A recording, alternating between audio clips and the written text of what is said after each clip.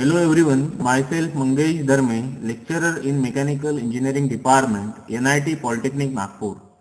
Today we see the numerical on welded joint. In previous lecture, we see problem on bolted joint. The learning outcomes of today's lecture are: students are able to design the welded joint. The various program outcomes that we achieve in today's lecture are PO1 to PO5, PO8, PO9, PO10, similarly PSO1, PSO2 and PSO3. Welding is the process of joining two similar metals by heating with or without application of pressure. As filler material, welded joint can be used an alternative to riveted joint. तो आपको यहाँ पे animation में क्या दिख रहा है? There are two plates, metal plates, which are joined with the application or without the application of pressure and with heat and filler material. That process is called as the welding. मतलब आपको यहाँ पे क्या मिल रहा है? एक continuous joint मिल रहा है. ये क्या हो गया आपका? एक continuous joint. Then type of welded joint. तो इसमें पहला जो जॉइंट रहता है that is called as a lap और फिलेट जॉइंट. तो आपको यहाँ पे दिख रहा है एक प्लेट है, एक प्लेट के ऊपर मैंने दूसरी प्लेट रखी है और इसको क्या किया है? यहाँ से वेल्ड किया है. ओके, ये इसका क्या है? टॉप व्यू है. देन डबल सिंगल ट्रांसफर, मतलब एक ही जगह से मैंने वेल्ड किया है. डबल ट्रांसफर मतलब क्या होगा? यहाँ से भी मैं वेल्ड कर रहा हूँ, यहाँ से भी वेल्ड कर रहा हूँ. That is called as a double transfer.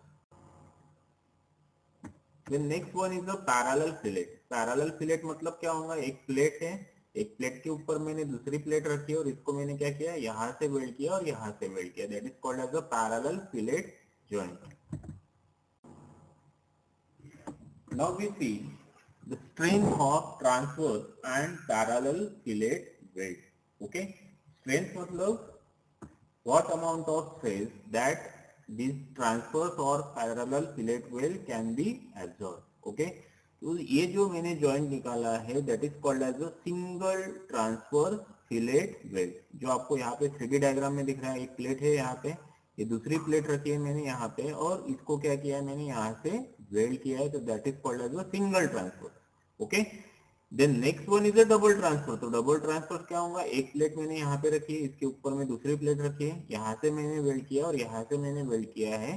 That is called as a double transfer. मतलब welding area is perpendicular to the applied force. That is called as a transfer. Now in the next slide we see the design of the single transfer and double transfer fillet weld. Again we see here LW क्या है? Length of the plate. SW क्या है? The length of the weld.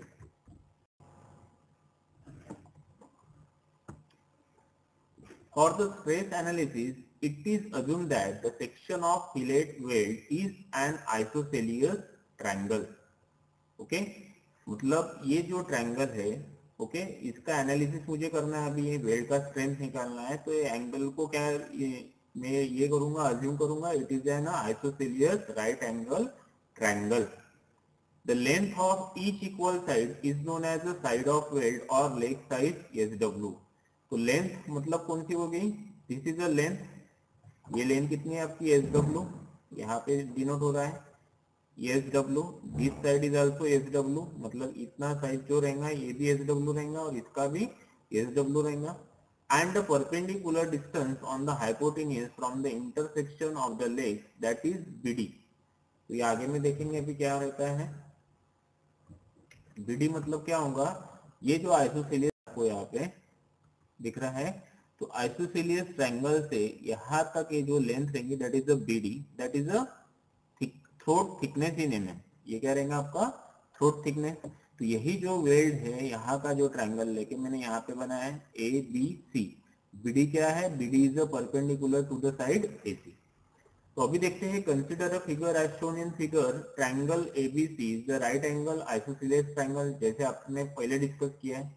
Late T is equal to BD, मतलब T क्या है आपका? BD is equal to throat thickness in mm. S W is equal to A B is equal to B C. मतलब क्या हो गया है, leg और size of weld that is the thickness of weld in mm।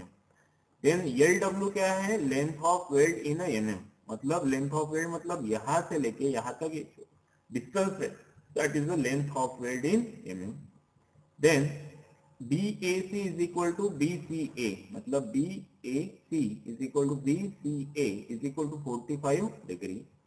From figure sin 45 is equal to, sin 45 मतलब मैं कौन सा एंगल ले रहा हूँ यहाँ पे, this one, sin 45 is equal to BD upon AB। ले सकता हूँ मैं यहाँ पे sin 45 is equal to BD upon AB। Now sin 45 is equal to कितना होगा आपका 0.707 is equal to T upon SW। Okay, then thickness of weld that is T is equal to कितना होगा 0.707 into SW। Then the minimum area of the throat और weld area A is equal to क्या होगा आपका throat thickness into length of weld. मतलब area कैसे निकालूंगा मैं, लेंथ T इंटू LW, इतना एरिया रहेगा। अगर मैं इसको equal and opposite force apply कर रहा हूं तो ये वेल्ड कहां से ब्रेक होगा, फ्रॉम द सेंटर।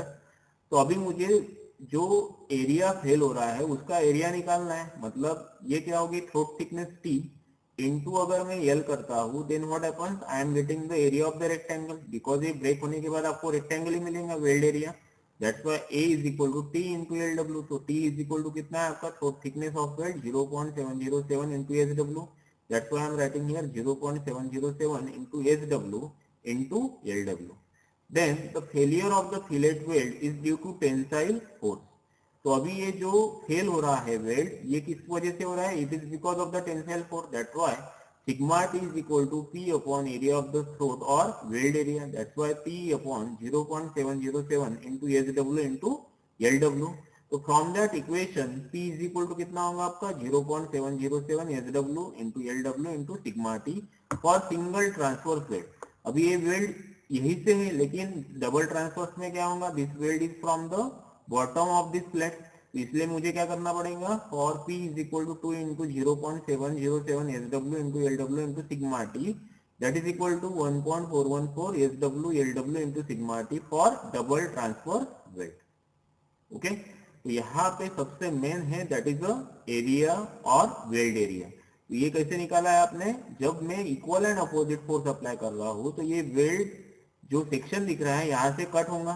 तो कट होगा मतलब आपको क्या मिलेगा, आपको एक रेक्टेंगल मिलेगा जिसका लेंथ कितना है आपका लेंथ कितना है आपका LW, और ये जो विड्थ है ये कितना है आपका T, that is the throat thickness. Okay, that's what T into LW। तो in this way we can calculate the area here. This is the strength equation for the single transverse weld and this is the strength equation for the double transverse fillet weld. Okay, तो इसी के ऊपर में problem भी आते हैं और ये डेरिवेशन भी एग्जाम में पूछा जाता है for 6 marks. Now we see the strength of parallel fillet welded joint। Okay, तो यहाँ पे ध्यान दीजिए, पैरेलल फिलेट वेल्ड मतलब क्या होता है। एक प्लेट है यहाँ पे, एक प्लेट के ऊपर मैंने दूसरी प्लेट रखी है और इसको क्या किया है, यहाँ से वेल्डेड जॉइंट से वेल्ड किया है। तो ये वेल्डेड जॉइंट है, it is the parallel to the applied load, that's why it is called as the parallel fillet welded joint. Okay, तो when we are applying the equal and opposite force from here, तो ये welding joint यहाँ से जो weld करके रखा है plate को, तो ये क्या होगा, it will be shear of from here. मतलब यहाँ से क्या होगा, ये शियर होगा, हाफ पोर्शन इधर जाएगा और हाफ पोर्शन इधर रहेगा। Okay, that's why the stress induced in the fillet weld is a shear stress due to axial force given by equation that is tau S is equal to P upon 2 into throat area. Okay, तो यहाँ पे भी throat area क्या रहेगा, SW into LW। तो SW मतलब क्या हो गया आपका, SW is this, okay, into length of the 2 into 0.707 into SW। तो ये कैसे आया, because in the previous equation we can see this thickness T into this length is the area, that's why 2 into 0.707 SW into LW। लेकिन यहाँ पे अभी जो P है that is equal to, P क्या है यहाँ पे, that is called as a force, tensile force. कैसे निकालेंगे अपन, 2 into 0.707 that is 1.414 SW into LW into tau. So that is the strength equation for the parallel fillet welded joint. तो यहाँ पे throat area for this fillet weld, parallel fillet weld and the transverse fillet weld both are the same, जो अपन ने पहले lecture में देखा है। Then here we see the combined transverse and fillet weld joint. Okay. तो अभी जब मैं इक्वल एंड अपोजिट फोर्स यहाँ पे अप्लाई कर रहा हूँ, देन व्हाट हैपन, ये जो जॉइंट है that is called as a transfer fillet weld, ये किसमें फेल होगा, आपका टेंसाइल स्ट्रेस में। सिमिलरली ये जो पैरेलल फिलेट वेल्ड ये कौन से स्ट्रेस में फेल होंगे, आपके शियर में। तो इसीलिए इस पे टोटल जो स्ट्रेस आ रहा है that is called as the tensile stress on the single transfer and the shear stress on the parallel fillet weld. तो इसके पहले इक्वेशन में आपने देखा था strength equation for the single transfer field कितना रहता है, 0.707 SW into LW1। Why LW1? Because इसका जो लेंथ है ये कितना है आपका, LW1 है, that's why LW1। Then shear stress जो पैरेलल फिलेट वेल्ड में इंड्यूस हो रहा है that is the tau S is equal to P/2A।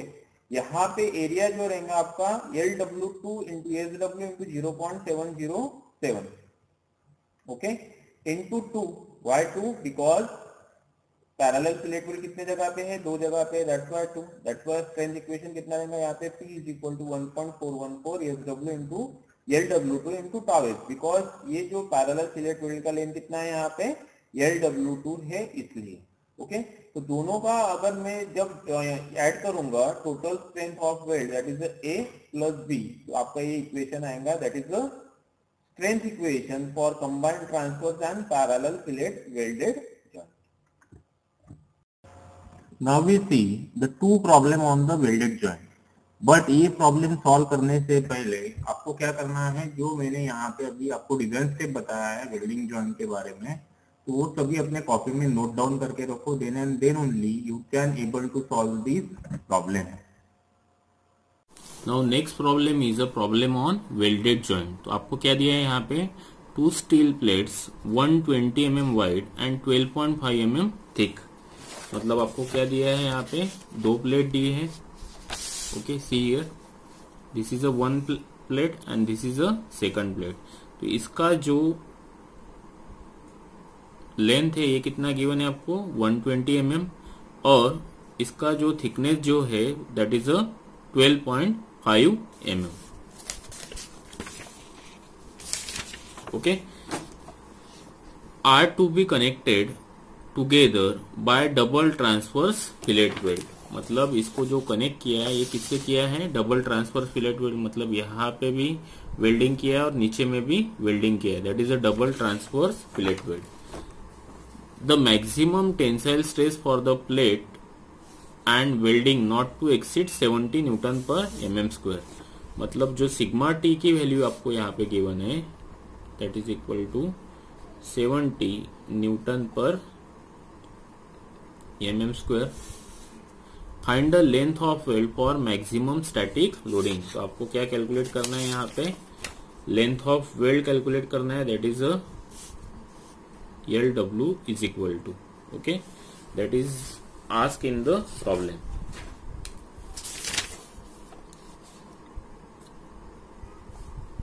Now first ये जो वेल्ड दिख रहा है आपको यहाँ पे, ओके, इसको क्या कर रहा हूं मैं, equal and opposite force apply कर रहा हूं। तो स्ट्रेस इज इक्वल टू क्या होता है, फोर्स अपॉन एरिया। तो स्ट्रेस कौन सा क्रिएट हो रहा है यहाँ पे, sigma T is equal to P divide by area.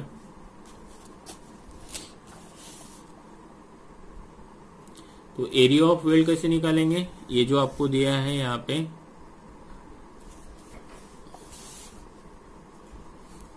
Area is equal to, सबसे पहले यहाँ पे सिग्मा टी की वैल्यू गिवन है आपको 70 इज इक्वल टू P की वैल्यू मुझे निकालना है, area is equal to 120 into 12.5 mm।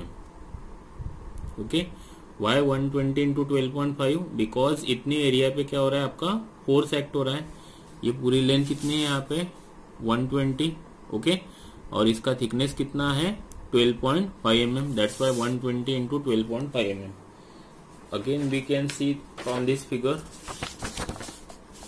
ये जो एरिया है जहाँ पे ये टेंसाइल फोर्स लग रहा है तो ये लेंथ कितनी गिवन है आपको 120 mm और इसका थिकनेस कितना गिवन है 12.5 that's why we are getting this area 120 into 12.5। तो P की वैल्यू यहां से आ रही है P is equal to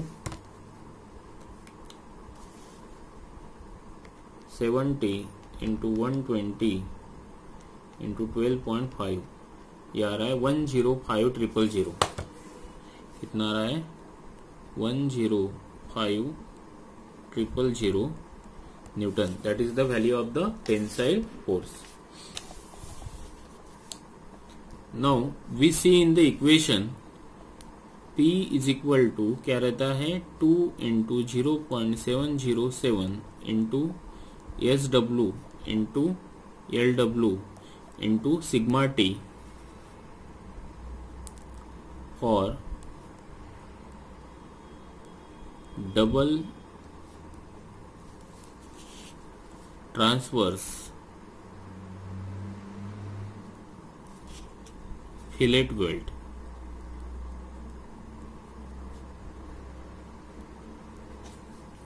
double transverse fillet weld के लिए इक्वेशन रहता है आपका ये but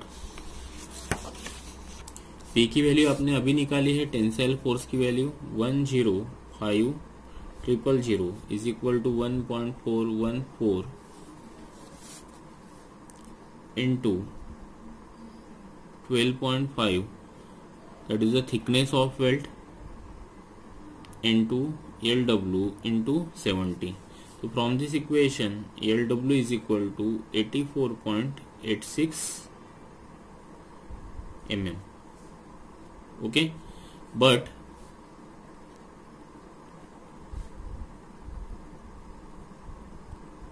for reinforcement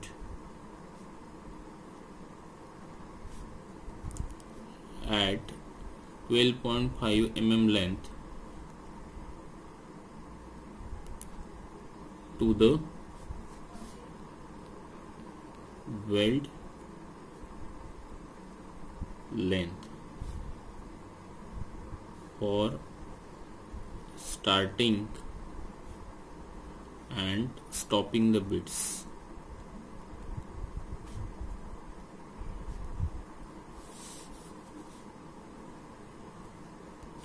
that's why LW is equal to 84.86 plus 12.5 is equal to 97.5 mm। मतलब क्या मिला आपको यहाँ पे length of the weld okay. Length of weld मतलब कौन सी होगी this one length of weld. लेकिन मैंने क्या किया है यहाँ पे इस साइड में भी 12.5 दोनों साइड से कितना इंक्रीज किया है 12.5 mm इंक्रीज किया है for increasing the strength of the weld. तो that is all about this problem. That is the 8 number problem. Now we see the next problem on the weld.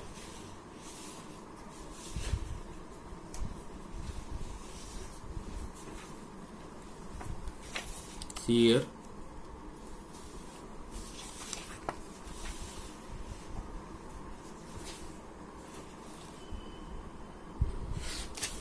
Next जो problem दिया आपको plate 90 mm wide and 10 mm thick is to be joined with a single transverse and double parallel fillet weld। मतलब आपको यहाँ पे दिया है एक प्लेट दी है ओके और उसको दूसरी प्लेट से वेल्ड किया है with the help of the single transverse. मतलब ये ट्रांसवर्स वेल्ड हो गया आपका और आपका डबल पैरेलल फिलेट वेल्ड हो गया okay. Then the maximum tensile and shear stress are 70 Newton per mm square and 55 Newton per mm square। मतलब आपको यहाँ पे प्रॉब्लम में क्या दिया है सिग्मा टी दिया है that is equal to 70 newton per mm square and 55 newton per mm square, मतलब शियर स्ट्रेस दिया है 55 newton per mm square. Find the length of each parallel fillet weld if joint is subjected to 70 kilonewton। तो आपको क्या निकालना है यहाँ पे LW2 की वैल्यू निकालना है for length of parallel fillet weld.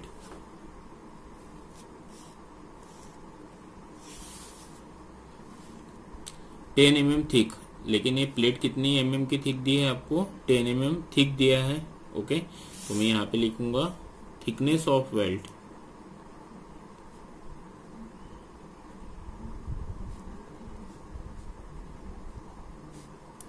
T is equal to 10 mm.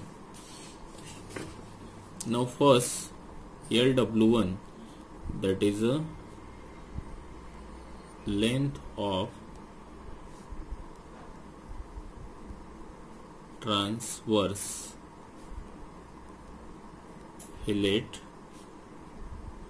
weld is equal to 90 minus 12.5 is equal to 77.5 mm.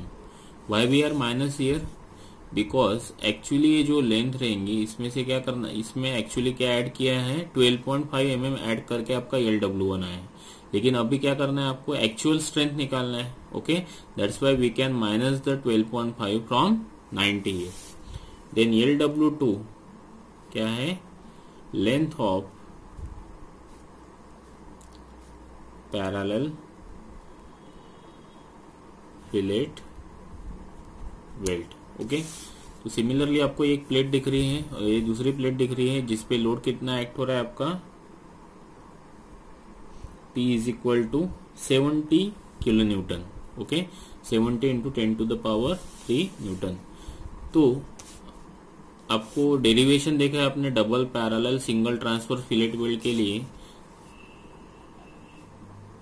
Tensile load और डायरेक्ट लोड जो रहता है P इज इक्वल टू कितना रहता है? Sigma T into 0.707 into SW into LW1 plus tau into 1.414 into SW into LW2। Okay, तो P की value कितनी है आपकी? 70 into 10 to the power 3। Sigma T की वैल्यू गिवन है आपको 70। Okay, into 0.707। Thickness of weld आपने ऑलरेडी लिखा है यहाँ पे 10 mm, that's why I am writing here 10 into LW1 की वैल्यू अभी निकाली है यहाँ पे, that is 77.5 mm, that's why 77.5 plus tau की वैल्यू है 55 plus 1.414 into SW again 10 into LW2। So from this equation the value of LW2 comes to 50.4266 mm. Okay, then again at 12.5 mm for starting and stopping the bits. That's why LW2 कितना रहेगा आपका 50.426 plus 12.5 is equal to 62.92655 mm. That is the value of LW. So that is the second problem on the welded joint. In the next lecture we see the next problem on the welded joint. The unit outcome achieved in today's lecture are: recommend the power screw for and suitable fasteners for different applications. Summary of today's lecture. Today we study how to design the bolted joint. Program outcome achieved in today's lecture are PO1 to PO5, PO8, PO9, PO10. Similarly, program specific outcome that we achieved PSO1, PSO2 and PSO3. Because here we are getting the basic knowledge, discipline knowledge, we are getting the different practical knowledge here, we are communicate the problem to the other, We are analyze the different stresses here. We can share the knowledge to the peers. We can use this knowledge through the lifelong. We can use the various software. We can use this welded joint in different practical application. We can analyze the different types of stresses in the welded joint. That's why these all POs and PSO will be satisfied with it. The important questions asked in MSBT exam are: first, two steel plates 120 mm wide and 12.5 mm thick are to be connected together by a double transverse fillet weld. Maximum tensile stress for plate and welding not to exceed 70 Newton per mm square. To stop, find the length of weld for maximum static loading. Next, a plate 90 mm wide and 10 mm thick is to be joined with a single transverse and double parallel fillet weld. The maximum tensile and shear stress are 70 Newton per mm square and 55 megapascal respectively. Find the length of each parallel fillet weld if joint is subjected to 70 kN.